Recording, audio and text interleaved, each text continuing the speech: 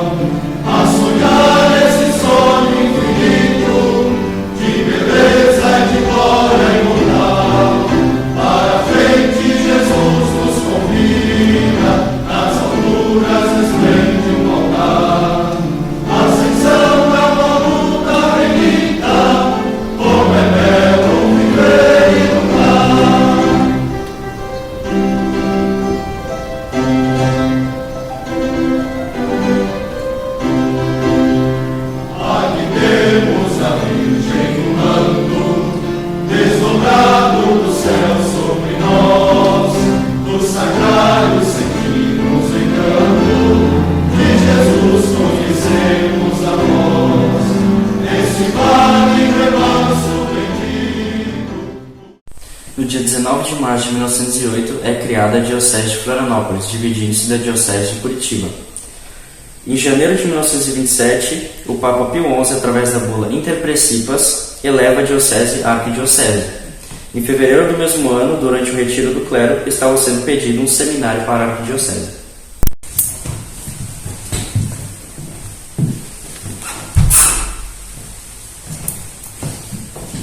Boa noite, Padre Jaime. O que o senhor tem a me falar? Boa noite, Dom Joaquim. Nós precisamos de um seminário, já que agora somos uma arquidiocese. É um absurdo nossos seminaristas irem para acampamentos religiosos. Entendo bem, concordo. Outros padres também têm me falado isso. Mas onde poderia ser construído? Bom, ele poderia ser construído na catedral, perto da catedral de Florianópolis, porque tem um casal que está disposto a vender um prédio antigo. Certo, muito bem, vou ver. Está dispensado. O seminário era inicialmente sediado em Florianópolis, porém, insatisfeito com o tamanho da casa, Dom Joaquim decide transferi-lo para Azambuja em 1915. Seu primeiro reitor foi o padre Jaime de Barros Câmara, que em 1935 é nomeado bispo da Diocese de Mossoró e substituído pelo padre Bernardo Peters. Em 1940, chega ao seminário uma epidemia de malária que toma tal proporção que o Papa aconselha a transferência do seminário para um lugar mais salutar. Então, o Instituto de Malariologia vai até o padre Raulino Reis. Boa tarde. Olá, boa tarde. O senhor é o padre Raulino Reis? Isso mesmo. Eu sou o Dr. John, do Instituto de Malariologia dos Estados Unidos, e nós estávamos acompanhando suas pesquisas e queríamos saber mais sobre a malária. Bom, eu andei estudando bastante e descobri que a principal local onde os mosquitos se multiplicam é através da água acumulada nas bromélias. Algo muito comum, né? Principalmente na vegetação de brusque, onde se encontram muitos bromélias. Em 1947, o padre Afonso Neves torna-se reitor no lugar do padre Bernardo Peters, que é substituído. 3 anos após, surgem graves divergências entre o reitor e o diretor espiritual acerca dos seminaristas, o que leva Dom Joaquim até o seminário para resolver as divergências.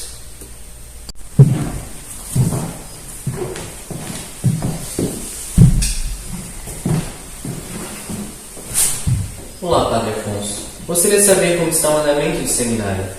Dom Joaquim, o seminário vai bem. Contudo, eu observo que os seminaristas deveriam ter um contato maior com o mundo fora do seminário. Sem dúvidas, Padre Afonso. Mas o senhor vai concordar comigo que eles devam ter certo afastamento do povo para que possam entregar-se inteiramente ao Senhor e afastar-se das coisas do mundo. Sim, Dom Joaquim. Contudo, eu vejo que o pastor deve ter o cheiro da ovelha para poder pastoreá-la com maior facilidade. Muito bem. Pensa aí. Está dispensado.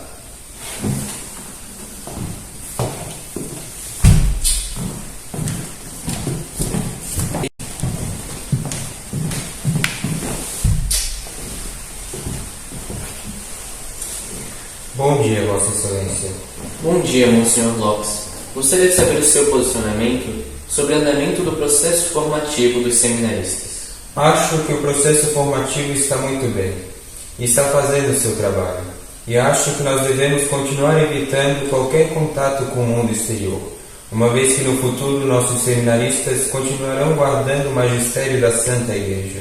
Muito bem, mas o senhor acha que qualquer contato seria extremamente prejudicial aos seminaristas? Perfeitamente. Todo e qualquer contato com o mundo exterior seria extremamente prejudicial aos nossos seminaristas. E acho que seria conveniente, por segurança, colocarmos uma cortina no coro do nosso santuário, para que eles não vejam as pessoas lá embaixo.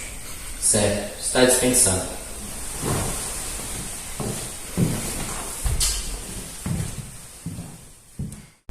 Após as conversas, Dom Joaquim transfere o Monsenhor José Lopes e o Padre Valentim Ló assume como novo diretor espiritual. Ainda neste ano, o Papa Pio XII publica a encíclica Mentis Nostra, que pede que se diminua a separação entre o povo e os futuros sacerdotes. Em 1957, começam seus projetos para a construção de um novo prédio, pois o antigo estava superlotando com a perca do pré-seminário de São Lugero e com o acolhimento dos seminaristas da Diocese de Tubarão. Ao saber disso, Dom Joaquim fica com imensa alegria ao ver um dos seus grandes sonhos caminhando para a realização. No dia 15 de agosto de 1957, foi lançada a pedra fundamental. No ano de 1957, é nomeado e sagrado o bispo Dom Afonso Niles no Santuário de Azambuja, assumindo como reitor o Monsenhor Valentim Ló. No dia 18 de maio de 1967, com 88 anos, veio a falecer Dom Joaquim, com 66 anos de sacerdócio e 53 anos de episcopado. Seu sucessor, Dom Afonso Niles, que assume como novo arcebispo da arquidiocese. No dia 7 de setembro de 1964, Dom Joaquim celebra seu áureo jubileu episcopal e, junto a esta celebração, é inaugurado o novo prédio do Seminário Metropolitano Nossa Senhora de Lourdes. Em 1969, com a missão de colocar as diretrizes do Concílio Vaticano II em prática, chega ao seminário o padre Alvino Milani e Valdir Stelli. E vamos agora para uma entrevista com o padre Milani, que foi de suma importância para o seminário e foi o primeiro formador pós-conciliar. Sou o padre Alvino Milani, mais Milani do que Alvino, porque o povo costumou-se me chamar pelo sobrenome. O povo aqui da Diocese. Sou 53 anos padre. Quais foram as mudanças ocorridas após o Concílio Vaticano II? A igreja toda precisava, nessa época, de uma renovação. Havia uma fervura assim, dentro da igreja, no sentido assim, de busca de uma nova maneira de apresentar a própria igreja e de a gente ser igreja. Tanto que, resumindo o documento mais importante da igreja, que foi o documento Lumen Gentium, resumindo o que é igreja para nós, ela, no resumo, ela dá essa resposta. Igreja é povo de Deus a caminho da casa do Pai. E esse povo de Deus é que mexeu com a igreja. Porque antes parecia que a igreja era mais bispos, padres, diáconos, religiosas, e o povo de Deus não era falado. Isso foi chamado num documento logo em seguida, um documento que também foi do Vaticano II, o documento sobre a vida dos leigos. E a vida dos leigos, então, como membros de igreja. Povo de Deus inclui também o povo que não é necessariamente religioso, no sentido de votos, mas um povo que é nosso povo aí, que vive a vida cristã na família, nos trabalhos, no mundo. Então a igreja se definiu como povo de Deus, incluindo também os leigos, todos formamos o povo de Deus. Bispos, padres, religiosos, leigos, formamos o povo de Deus. E aí então, esse povo de Deus abriu muito mais do leque de a gente se sentir igual aos outros, um pouco igual, diferenciados na vocação mais específica, mas iguais na vocação comum. Todos vocacionados a serem igreja e vocacionados a serem perfeitos, santos nessa igreja, né? Como foram as mudanças no seminário? Algumas dificuldades, aceitação dos padres e seminaristas? Como foi isso? Teve dificuldades? Teve. Primeiro a nossa. Eu era formado para trabalhar, meu sonho era voltar para a diocese, depois daquelas férias lá no Paraná, voltar para a diocese e ser nomeado para ser um auxiliar, um vigário paroquial de alguma paróquia por aí, porque era isso, a formação da gente era para isso. Mas de repente a gente ser assim surpreendido por um chamado do bispo para vir trabalhar a formação dos seminaristas, isso foi para mim um desafio, um susto também. Mesmo assim, tivemos que enfrentar. Agora não, a gente estava no meio da gurizada e misturado com eles. Então não era assim, para eles era também uma parte difícil de entender, que a gente estivesse assim mais perto dos alunos, no meio dos alunos, junto com os alunos, trabalhando com os alunos, capinando com os alunos, roçando com os alunos, lavando louça com os alunos, estudando, não sei tanto lá com eles, mas assim muito perto deles, assim acompanhando tudo.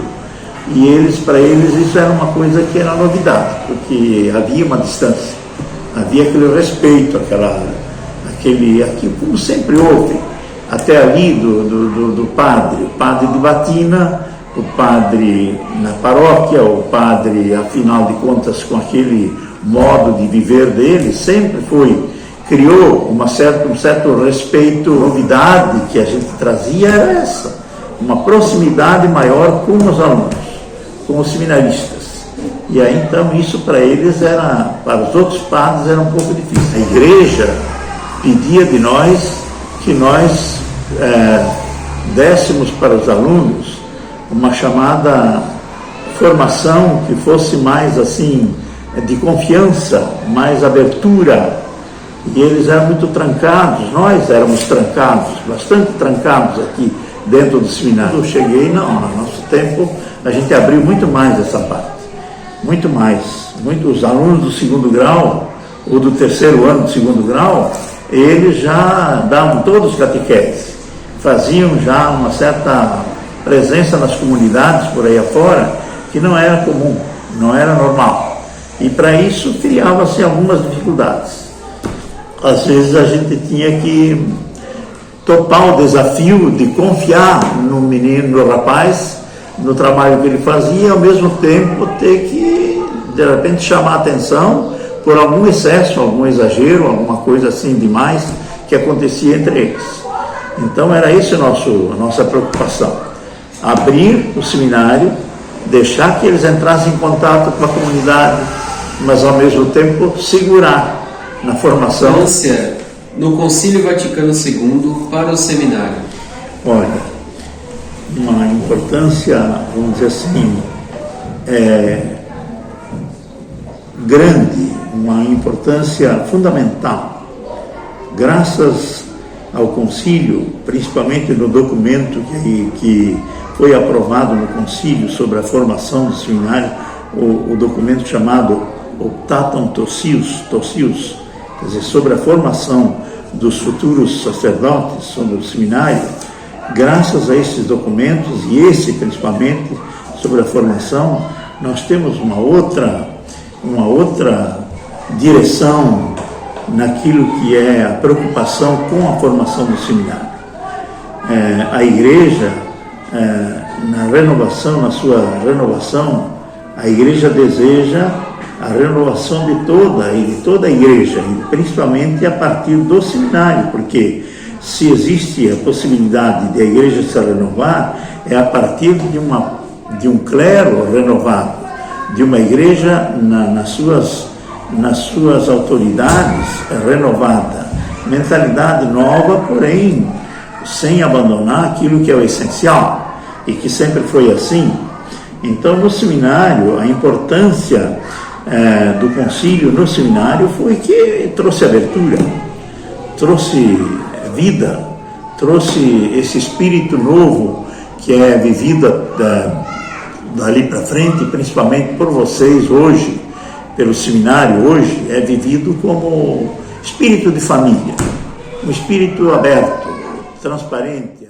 Conforme o passar dos anos, o seminário conseguiu pôr em prática as normas do concílio.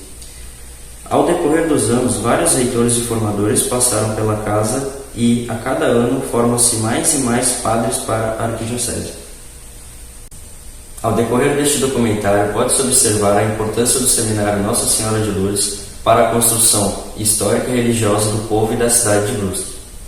Responder o chamado de Deus é sempre uma aventura, que vale a pena correr o risco.